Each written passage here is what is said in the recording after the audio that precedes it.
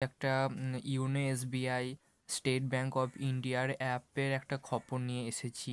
সেই খবরটি হলো যে কিছু কিছু মোবাইলে ইউনো এসবিআই অ্যাপটি হয়তো ইনস্টল করা রয়েছে কিন্তু ওপেন হচ্ছে না, আবার কিছু কিছু ফোনে হয়তো ইনস্টল করা নেই, কিন্তু তখন যারা ইনস্টল করতে যাচ্ছে কিন্তু আর ইনস্টল হচ্ছে না কারণ তাদের ডিভাইসটা আর সাপোর্ট করছে না এর কিসের জন্য, কি কারণ, এটা আমরা আজকে দেখে নেব। আর ওল্ড ভার্সন মানে অ্যান্ড্রয়েড 8, 9, 10 এইগুলোতে আর চলবে না। আপনার এখন রিকোয়ার্ড ওএস দেখাচ্ছে অ্যান্ড্রয়েড 10 অ্যান্ড আপ, মানে অ্যান্ড্রয়েড 10 এবং তার উপরের ডিভাইসগুলোতে একমাত্র সাপোর্ট করবে।